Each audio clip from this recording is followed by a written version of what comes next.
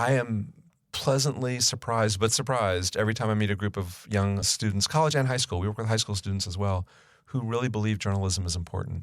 They see the changes in the news media, but they follow it and they consume it, and they are paying more attention, I think, to what's going on in the world than many of us were at that age.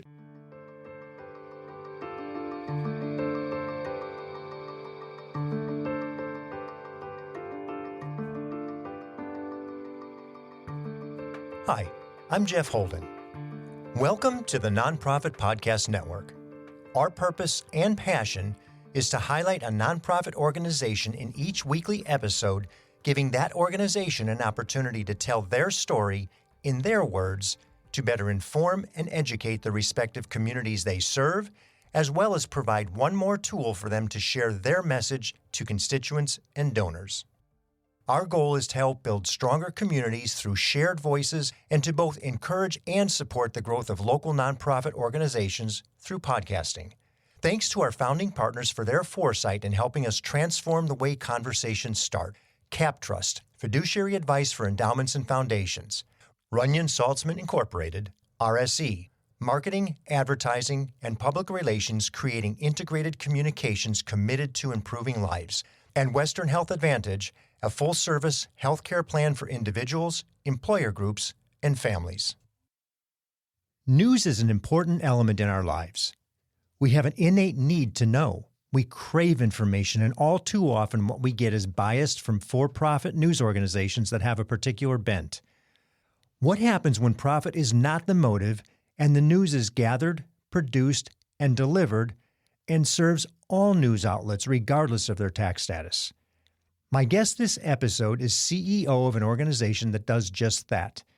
Neil Chase leads the team at CalMatters, the highly respected nonprofit newsroom that explains California policy and politics. Neil knows his news. He's been executive director of the Mercury News and East Bay Times, editor at the San Francisco Examiner, the Arizona Republic, CBS MarketWatch, and the New York Times. He teaches, consults, and trains in a variety of capacities, and it's my privilege to speak with him. Neil Chase, welcome to the Nonprofit Podcast Network. Thank you. Great to be here. Excited to hear the stories. The way we consume our news and information today has really changed dramatically from even just a few years back. Traditional linear media like radio and television, even cable, have seen significant declines in usage to alternative media. And we're seeing streaming audio, streaming video, X, former Twitter and TikTok, actually providing news and content. And clearly, CalMatters saw something happening 10 years ago when you launched the program. Could you tell us what the genesis of the organization was and how we got to where we are 10 years later? Yeah, I don't know if we saw something happening or we saw something not happening that should be happening. And I can't take credit. I was not there at the time of the start. But a couple of folks who really care about journalism and about having an informed public and who believe that government works better if somebody's watching it, which I think we all would agree with. They were looking at the situation in Sacramento, where in the late 1990s, there were 150 journalists covering Sacramento, covering the state capitol. It's assigned to be at the state capitol. Some of them were national reporters or statewide reporters. A lot of them were the bureau chief. The Bakersfield Californian had a reporter in the state capitol. The San Diego Union Tribune had a reporter in the state capitol. And these people were all watching what was going on there in a $300 billion government that is one of the 10 largest things in the world, right? And so with the decline of the newspaper business, in the late 1990s, internet advertising became the best way to reach people. Newspaper advertising was no longer a great service. Right. And so the newspaper industry collapsed, and it continues to collapse. It's shrinking gradually. One of the first things to go was the Sacramento coverage. And so CalMatters was started to fill that gap, to give people in California coverage of the policy issues and the politics in the Capitol, both things that affect them. Nobody pays a lot of attention to the fact that so many decisions are made in Sacramento about education, healthcare, the environment that trickle down to everybody across the state. But also you vote every 2 years for representatives to go to Sacramento and represent you, and you often don't hear anything about them until 2 years later when it's re-election time. And so the idea was to engage people in understanding what their government is doing, how it works, and give them a chance to get engaged if they want to. In terms of people who use the product, you have some interesting collaborations. Walk us through a few of those, if you would. Yeah, one of the early principles at CalMatters was that This is not a for-profit business. It's a nonprofit. We are not going to make a lot of money off of advertising or page views, not that the for-profit businesses do either these days. Although you do have a significant number of downloads, 1 million over the course of a month. Oh, we have a lot of month? people. We have a lot of people coming to us. Yeah. But if I was to double my audience tomorrow, it wouldn't change our finances because Right. we don't charge people for the work we do. Yeah, and we'll touch that funding situation in a minute. But not only do we not charge people, we believe that the most important thing we can do is not get someone to come to our website. The most important thing we can do is get the information that we're doing out to people. Mm-hmm. And so we give it away for free to all news organizations in California, newspapers, radio stations, websites, anybody who wants to republish it and put it in front of their audiences. And so when we do a story, it goes on our website, it goes on Apple News. We get a lot of traffic on both. We work very closely with all the NPR stations in the state, including Capital Public Radio. We do stories together with them. Our stories go on their air. We work with public television in several places. We'll soon be working with KVIE here in Sacramento. And we try to help not only to inform Californians about what's going on with their state government and policy and politics, but to help the local news organizations be the ones presenting that to their listeners, readers, audience, because they should be the most relevant sources, and people want to get that information from a trusted local source. Mm-hmm. And that trusted local source in so many cases is a spectrum. A very wide spectrum. Heard you on KFBK this morning with attribution for a story. Yeah. The depth of content that you're providing is really agnostic in its distribution. It is, although you're right that if you want to reach people these days, you can't just be in traditional media organizations. You have Right. to be on TikTok. You have to be on social media. And then there are a lot of other sources on TikTok, on social media, on YouTube that are conveying information that isn't necessarily vetted, isn't necessarily accurate, comes from a certain position. And it's really hard for people to sort stuff out. So even though there are lots of different media sources out there, we still believe there are a group of people who strongly believe in their local media organization, know where it came from, trust it, and rely on it for news. We're never going to reach everybody, but we want to reach everybody who chooses to be informed about this stuff and cares and might want to get engaged. As a nonprofit platform, which we are telling stories for nonprofits, I think a lot of people don't give thought to the fact that there are many news organizations that are nonprofit, and they're meant to give that unbiased resource to the community. How are you funded? Since you're not sold in a typical commercial way with advertising and subscription, so to speak. Yeah, it's funny because we tend to think of nonprofit news as a relatively new industry, and then our friends in public radio and public TV say, we've been doing this for 100 years, and they're right. Yeah. Communities have always funded local media organizations for various reasons, for news, for children's programming, for music, for whatever is important to your community. But the nonprofit news model outside of public radio and TV is relatively new, and it has been spawned in a lot of cases because this drying up of traditional advertising revenue, it caused the market forces to go away that were supporting journalism, but it didn't cause the need for journalism to go away. We've always needed journalism in our society. It's a part of a healthy democracy. The Canadian government now, if you want to put a reporter in your newsroom covering local or provincial news in Canada, they will support the position because they believe journalism is important to the operation of democracy. Some states are doing that. California has put a program together that's going to be going into effect this year. New Jersey, some other states are doing it, New York. It is an important part of our society. And it was once mostly funded by market forces. It now has to be funded by philanthropy and lots of other sources. And so there are for-profit, there are nonprofit, there are low-profit, there are university-based. We need all these different news organizations just to be able to cover the news people need. Tell us a little bit about your budget. What is the size and scope of it, and how was it originated? How do you generate your revenue to pay for the staffing and the coverage that you've got throughout the state? Yeah, that is the source of most of my sleepless nights, which I guess is in the job description for a nonprofit CEO. And we're growing, which is important because there's more work to do, but adds to that strain every year. Our budget for this year is about $12 million. It's going to be more next year because we just combined with a technology news nonprofit. Congratulations. Thank you. It's called The Markup. We felt that was an area where we weren't strong. And now, especially with AI and all the regulation coming out of California, we have to be able to cover that as well. The whole world is looking at California and how we're going to regulate on artificial intelligence, much as they did on car exhaust 50 years ago. And so I think when CalMatters was started, the initial funders were people who cared about journalism deeply.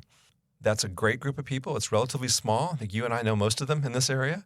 And as we've grown, we have come to understand that people who want to support journalism don't just do it because journalism is a great thing. They do it because they care about the coverage of the topics. If you care about healthcare, education, the environment, you want good quality coverage of those topics. You want people talking about them. That improves the health outcomes. It makes education better. And so about a little more than half, about 60% of our funding comes from foundations. They are some national foundations. Many are California statewide foundations. Some are local foundations. We get some money from smaller organizations that are based in a county or a city. We get some money from statewide foundations. And some of the national foundations that care about certain topics support us as well. That's about 60%. 30% is individual major donors. Oh, interesting. They're the people who give either directly out of their own funds or they give through the Sacramento Region Community Fund or one of the foundation, one of the other giving funds. And they are people who care. Sometimes they tell us they really want more journalism in the community. They want to see government held accountable. They believe that keeps their taxes lower, that keeps fraud and waste down, which we'd like to think we do. We do sometimes. Some people really want more conversation about a certain topic, and they want coverage of certain issues. We have to be careful as journalists not to let that support bias or change our coverage. So you can give money to CalMatters to support great community journalism. You can give money to support a topic, healthcare, education. You can't come to us and say, I'll give you money to write about this particular story or do this kind of thing. And we don't involve the funders in conversations about what we cover. We tell them what we're doing. We share all of our impact. We love to hear their thoughts on things and kind of annual check-in conversations, but they don't drive the journalism because our community has to understand that we're doing high-quality, unbiased work. Not unlike an advertiser trying to dictate a story. Exactly. This is not a new problem in journalism. It's just something we always had to deal with. So 60% foundations, 30% major donors. The remainder is several different smaller pieces. We have a membership model like public TV and radio. Unlike public TV and radio, our membership is a rather small piece of our revenue. It's about 5%. We have some corporate sponsorship. We're frankly looking for more. We're trying to build that out by having events, including our annual Ideas Festival that'll be coming out May 7th and 8th at the Sheraton Grand. May 7th and 8th, 2025, that's right, at the Sheraton Grand. And that's an opportunity for companies that want to be enabling and supporting and be part of these conversations to be there in the room with us at the festival. And then we do sell what you could call advertising or sponsorship positions in our daily newsletter. Our What Matters daily newsletter goes to about 250,000 people around California. It's free, calmatters.org/newsletters. And it keeps people up to date on what's going on in Sacramento, what's being discussed in state policy. And there are organizations that want to be advertising. They want to reach the audience that reads that. There's a core audience in Sacramento of people who are deeply involved in state government and outside of Sacramento, but people whose jobs and daily activities involve state government. And then there's a broader audience of people who care about one of the topics we cover or multiple topics we cover. And so we try to serve both of those audiences. Frankly, I think the folks who are supporting our newsletter specifically are the ones who want to make sure their voices are heard in the legislative debates. Those ads are often, you might be reaching 250,000 people, but they're aimed at 120 legislators. I was just going to say, there's only a few people that you really want to see that ad. And I would say the people who probably pay attention as well are those people who sit underneath that white dome downtown. They have to, because we write about them, we talk about them a lot, and their staffers complain that they have to follow because their bosses ask them questions about what we do. One new thing we created this year we're really proud of is called digital democracy. And the idea is that people are so unaware of what happens day to day in state government that we want to make that much easier to access. And so we collect all of the information you can imagine about every state legislator, where their money comes from, how they voted, every word they speak in a committee hearing or on the floor, how they're rated by different interest groups. We put all that information together in a big database. Anybody can use it. We have schools that are using it. We have the person who wants to go talk to the legislature for the first time and has never done that before is using it to research the legislators and see who might align with their positions. We show you every legislator's alignment with every interest group in the state capitol, so you can figure out who's aligned where the money comes from. But the fun part is we're applying artificial intelligence to that data. And we're looking for story ideas in that data. So Senator such and such always voted this way, but suddenly voted that way. Or gets a lot of money from this organization that opposed a bill, but then voted for it. And these aren't indictments of you doing something wrong. They're simply story tips. We don't publish them. We only share them with reporters. But the reporters can then use those to try to build story ideas out of them. And the big change this year in our second year of operation is we don't just want to share with reporters on our staff. We want to give those to reporters all over the state so that you're a local reporter in a community who no longer has a Sacramento bureau, but you want to tell people what your representatives are doing. We can give you story ideas and data that you can use to do those stories. So it's an exciting way to use technology to make journalism better. And actually, we are hiring reporters to do that reporting as opposed to using it to replace jobs. How many people do you employ? We have 90 people altogether. It's a lot of people. It's a lot of people. Again, go back to my nightmares about paying them all. But most of them are in California. With this merger with the markup, we have a number of great journalists who are in other places outside of the state. Most in California, originally mostly in Sacramento. And as we grew, especially during the pandemic, it just made sense to hire people all over the state, both because remote work was more acceptable. Journalism has always been a remote position. You have to be out covering what's happening in the field. And our fundraisers have to be out talking to the people who want to support us. But also, it's a big state.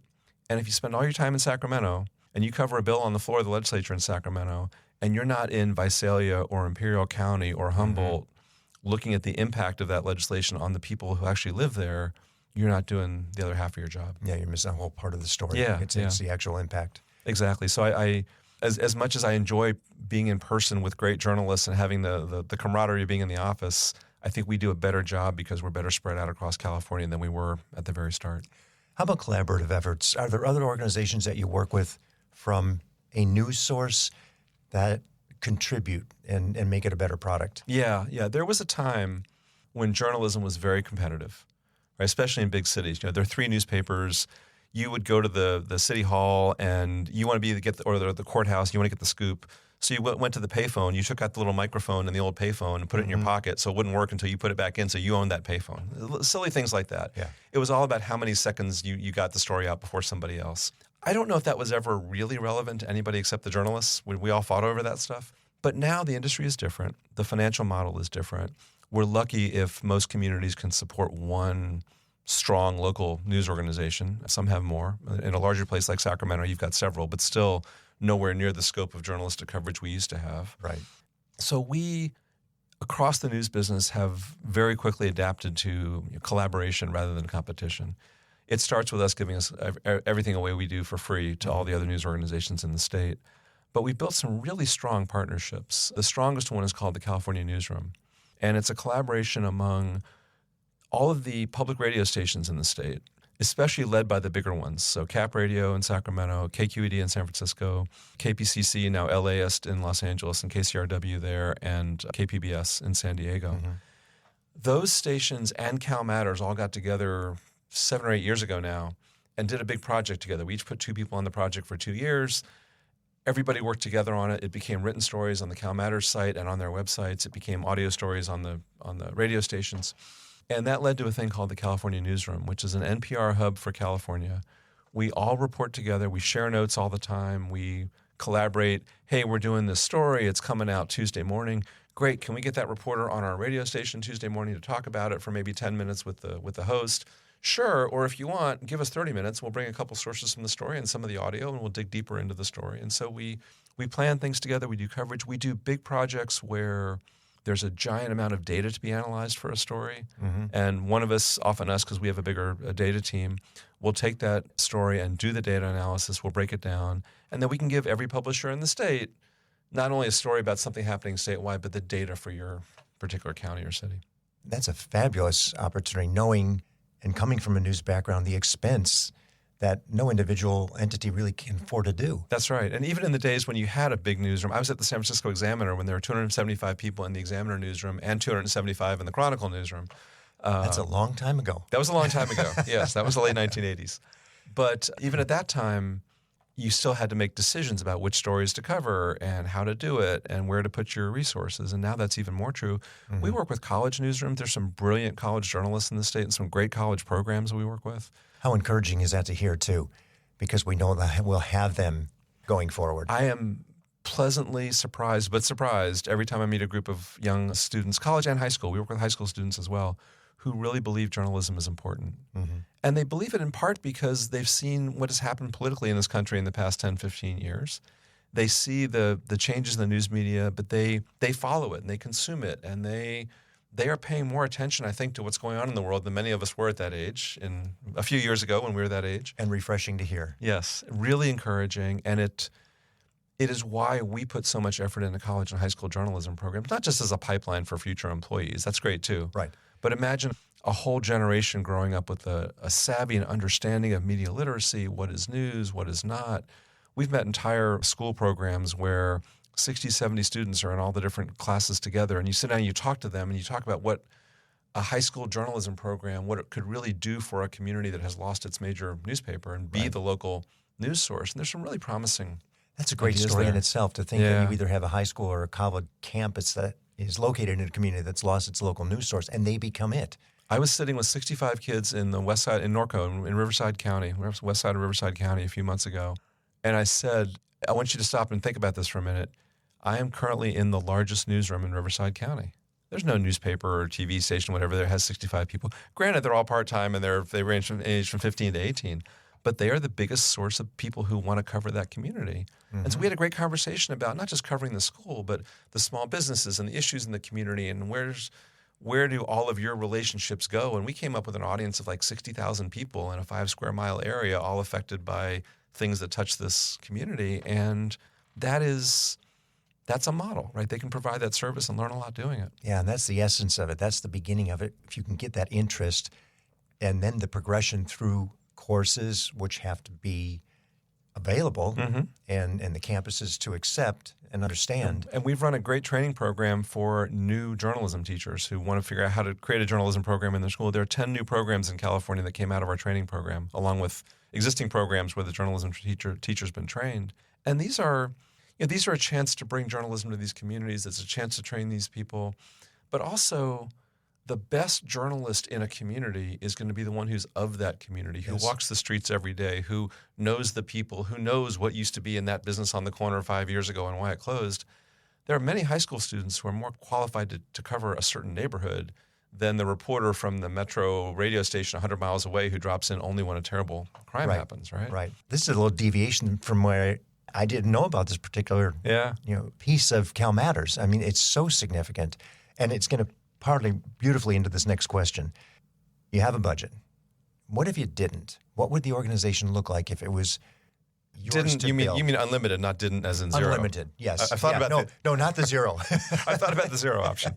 The other way around. The other way around. It's a fascinating question because if I could design what I would do in that situation is I would figure out what's the best way to bring journalism as a public service to the people of California without regard for how far you are from the nearest city. There are tribal lands where there's one local tribal newspaper. It comes out once a week. The delivery route is like 40, 50 miles just to get to 30 places you drop off the papers. Right. And there's just very little, and nobody else covers it unless something terrible happens, right?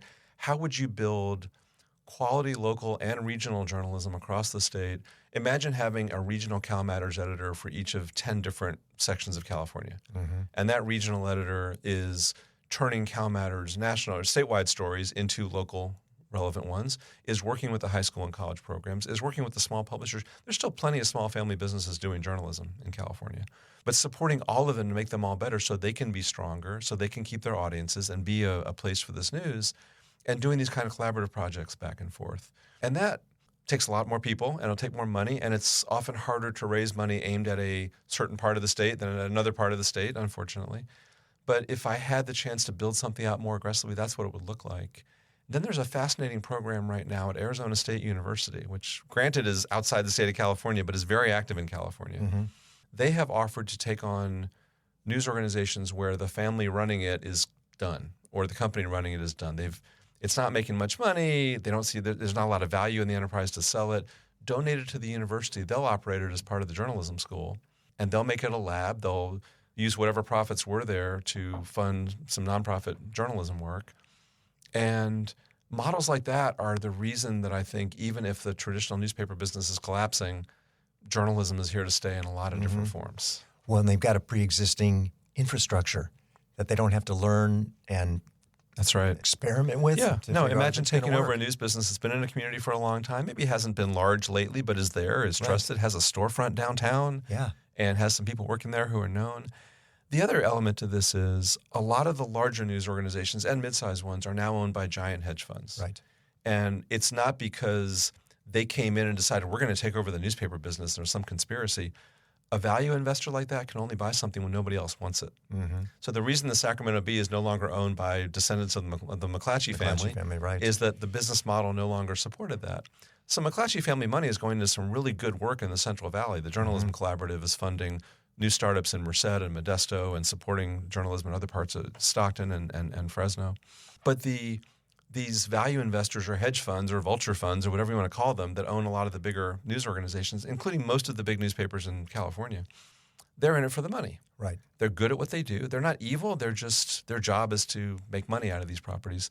There are newspapers in this state that are making hundreds of thousands of dollars a year in profit that have no reporter in the newsroom. Mm-hmm. Because they're simply producing a newspaper, putting stuff from a corporate company into it and dropping it on people's doorsteps. And there are many of us who will keep getting a newspaper till we die, just like we'll complain about electric rates, but we won't turn off the electricity. Right. That business is dying, but it's dying slowly. And that means there are still media companies that have a functioning business, some relevance, that could be turned into a real community service. And unfortunately, when it's only based on revenue, it's unlikely to happen. It's unlikely to happen, but as the revenue declines, which it will, there's ideally a pivot point where the company says, okay, we're no longer making much money off of this thing. We're willing to unload it. Nobody else wants it. Oh, this university will take it. It'll be a tax deduction to give it to the university. And maybe there's enough there that you can salvage it. I should mention one other really important collaborative effort, which is called Solving Sacramento. I was going to ask. Excellent. A group of news organizations in Sacramento got together and said the same thing that we said at a statewide level. None of us are big enough to do this alone. Mm-hmm. And so you have The Observer, you have radio, you have community newspapers, you have ethnic publishers, all working together on some big Sacramento projects. And that brings a level of investigation, a level of quality, a level of depth to stories that most of these smaller news organizations can't do on a regular basis. And it's a really important example. This is one of the best collaborations like that in the country, and it's happening right in Sacramento. That's great to hear. And that aggregated community of people in the variety of elements in the community gives so much more value to the content of the story. Yeah. Because it's coming from a variety of different perspectives. This is a very diverse place, right? Yes. So if you have a news organization that is covering the Russian and Russian-speaking communities and the Black community and the Spanish language communities and the different geographic areas as well as the different ethnic and language groups, you're going to have more complete reporting. You're going to be more reflecting. Even in the days when we had giant news organizations in every major city, there was still a lack of coverage of lower income areas, of smaller segments of the population. And so not only are we getting more reporting than we might otherwise have in this economic environment, in some cases we're getting more representative, more diverse, more community-centric coverage than we've ever had. Yeah, that ethnic, certainly in Sacramento, in that ethnic content and perspective embedded in a story is so valuable because we don't necessarily see it from traditional media. Right, and we often don't see beyond our own neighborhoods, right? Right. I've had people, when I've said something like, CalMatters is here to bring back the quality of journalism we used to have that diminished, I've had people say to me, or you could do better than that was, right? There's no reason you have to settle for what we had before. Acceptable before. It's different, and everything about our business is different, but the need for it is still there, the importance of it is still there, and the chance to still do it is a real honor. We'll be back with more news right after this message from the people who make our program possible. I was in the media business for over 35 years and had the great privilege of working with Runyon Saltzman, RSE, Marketing, Advertising, and Public Relations. We collaborated on many different campaigns, but their commitment to the nonprofit sector hasn't changed since their founder, Gene Runyon, started the agency. Over many years and many campaigns, Runyon Saltzman has been committed to improving lives by tackling California's most challenging issues. Guided by research-informed strategies and insightful, creative solutions, RSE develops innovative communications campaigns that raise awareness, educate, and reduce stigma in diverse communities throughout our state and beyond. To learn more about RSE, visit rs-e.com. Hello, this is Scott Thomas with Cap Trust in our Sacramento office. I specialize in working with local nonprofits and associations. Annually, we survey private and public nonprofit organizations across the country to better understand challenges they see in today's environment. In our more recent survey, we heard concerns about proper board governance, mission-aligned investment, and how to implement alternative investments. If you would like a copy of the survey or to discuss your organization, look me up, Scott Thomas at captrust.com. I'm thrilled to have Western Health Advantage partnering with us as they do so much to support so many nonprofit agencies in our community. As a truly local health plan, you'll find individual and family options, employer options, plans for CalPERS and Medicare Advantage. From medical services to pharmacy, health and wellness support, as well as behavioral health care, Western Health Advantage has a plan that fits what you need. As an employer, for profit or nonprofit business, individual or family, you can find more at westernhealth.com. Back to reality with a budget. What is the greatest need as you look at it? What is causing you to lose sleep? Yeah. There are people who will support a specific project. I really want to see more coverage of water issues in California or of education issues. There are not as many people who say, I'd really love to give you money to pay the rent for your office or to pay your CEO or to pay your operations director.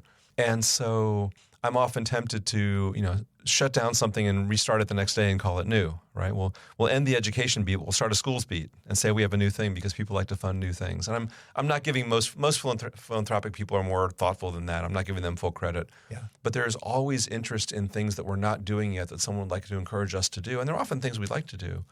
It is harder to fund something you've been doing for 10 years that is really important and keeps on. Many funders will say, I like to fund things in a catalytic way. I like to help get something started that couldn't have happened otherwise. Then I hope you'll be able to go out and find other funders for it. Sometimes you can, sometimes you can't. And that is not exclusive to news. I know every nonprofit leader has those challenges. And the shiny new object always gets the most attention. But it's not sustainable if you only get it for a year or two grant. Right. But when you get that year or two grant, are you going to say no? I've seen people say no. Sometimes you do say no because it would break your business. It wouldn't be the right thing to do. And we are running even though it's a nonprofit, we're running a business. Yes. We have to have a budget. We have to have a P&L. We have to make certain targets. If I don't hit certain targets, I have a board that's very angry with me. If I do, they love me. And in that business context, you sometimes have to make a decision that is not just, we take money from anybody and do anything, especially in the journalism business. There are things that we know we need to do more of and we should do more of. We want to do better coverage of K-12 education. It's the biggest part of the California budget. It affects millions of people. I don't think we have enough people on any story, but especially on K-12 education. TK-12 education. Our board chair helped write the TK legislation, so we always put TK in there. I would like to find more money to support that work, and I will greatly take that money. We have more support for higher education money coverage right now than we have for K-12 coverage. Why would you do disproportionately more higher education coverage? Well, there's a lot to do, and people want to support it, we'll do it. But one of our big fundraising goals for 2025 is to build up support for the TK through 12 education coverage and early childhood education before that, because they're such important areas that we just, for whatever reason, have not attracted yet as much funding as we hope to be able to get to do that kind of coverage. Well, you just got that plea out there. I may have. And what a coincidence. And one of the things that we see is the program itself. A lot of nonprofit leadership enjoy listening to their peers, through the people that we interview. We got the biggest from Pride Industries down to the smallest 100% volunteer organizations, Sacramento Historical Society. And number of downloads, amazingly, in some cases, is similar or greater in some of the smaller organizations. That's great. I believe that. I learned so much from talking to peers, whether it's journalism leaders or leaders of other organizations, because we're all making this up as we go. Yeah. We're all learning a lot as we go. Things are changing so fast. In the same way that we have to collaborate on the news gathering side with news organizations, if we as a nonprofit are not collaborating with other nonprofits, then shame on us. We have an industry association of a lot of nonprofit news organizations. I spend a lot of time with people who are leading other nonprofit organizations in the community. We have to have those conversations. We have to help each other through this, and I really appreciate and try to return the favor whenever one organization mentions us as somebody else that could be sponsored. As I'm thinking about them hearing this story, they may not be familiar with CalMatters. They may not know that there's this resource out there that even they could repurpose a story into their newsletter or something to their board. Which we love, right? When somebody picks up a story, if we can reach an audience, I'm less concerned with how many millions of people might see one story. as if we have a story about a certain topic and it gets to the people who care about that topic. Yes. And the best way for that to happen is an organization that has a newsletter that's paying attention to what we do and says, oh, this is a good story for our readers, or that brings us story ideas. We also publish op-eds, individual pieces. We call it our California Voices section. Nonprofit leaders are one of the biggest markets for that. People like to get their views out there, and they have really good perspective they need to share. We love getting those pieces and publishing them. Thank you so much for offering that because, again, a lot of people may not know about CalMatters and that opportunity even exists. And that's a perfect segue to the next question. How do they find it? I think you gave the website orientation. Yeah, we're on the web earlier. at calmatters.org. We are not conceited enough to expect that everybody comes to our website. So we love for people to sign up for our newsletter. It's called What Matters. We have a weekly one as well. You can get it every day or you can get it once a week, depending on which pace you like. We also have Dan Walters, who's been covering California for 60 years plus, since he dropped out of high school up in Humboldt County to become a journalist at 16. He's now in his early 80s, who knows so much about California, writes a column for us 4 days a week. We deliver those in a weekly newsletter. But the website is the best place to find ourselves and get started. We are on local public radio almost every day. You'll hear us on Cap Radio constantly and other places. We are often in local newspapers. We're on TV sometimes. We have a daily 2-minute TV segment we do with PBS in Southern California, which is on YouTube. And usually we use and we do public in-person events as well in different parts of the state, including this event we have coming up in May of 2025. So lots of ways to find us, but the quickest way to start is to go to calmatters.org and sign up for the newsletter. And then reach out to me. I'm happy to talk to folks who find us useful or don't and have some critiques. We get those sometimes in the news business, as in often, but also folks who are doing other things in Sacramento that we ought to know about or ought to be partnering with. And what I'll do is, for the benefit of everybody listening, I'll have those links in the show notes as well. That's great. Or Neil@calmatters.org if somebody wants to remember it and type it in. Well, there it is, Neil@calmatters.org. That's it. Like or dislike. Right. We get lots of both. Neil, as a former news radio general manager, current board member of Cap Radio, you have a Herculean task, and I certainly appreciate what you're doing and the way that you're doing it.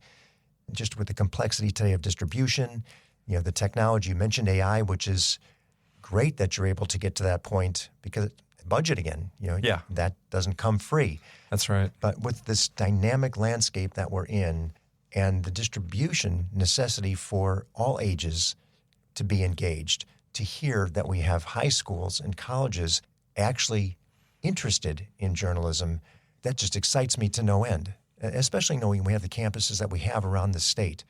So for what you do, for what your team does, for all those 90 people every day slogging it through the Capitol and any remote field that we know they're out in, thank you. Oh, thank you. I appreciate that. And thank you for what you do, right? Both with this effort to get nonprofit information out there and being on the Cap Radio board, making media work in this town is not easy. It's a lot of work, and so I appreciate that. Thank you again for coming. Thank you. Great to be here. Thank you for listening to the Nonprofit Podcast Network. I hope you enjoyed the episode. If what you heard moved you, please reach out to that organization and do what you can to help. If you like and appreciate what we're doing to support local nonprofits, please give us a positive review, subscribe, and share. If you're a nonprofit with an interest in participating in an episode, you can reach me at jeff@hearmenowstudio.com. If you have a need for the services or products our sponsors offer, please reach out to them. Cap Trust, fiduciary advice for endowments and foundations. Runyon Saltzman Incorporated, RSC, marketing, advertising, and public relations, creating integrated communications committed to improving lives. And Western Health Advantage, a full-service healthcare plan for individuals, employer groups, and families. The Nonprofit Podcast Network is a production of, is recorded at, and edited by Hear Me Now Studio.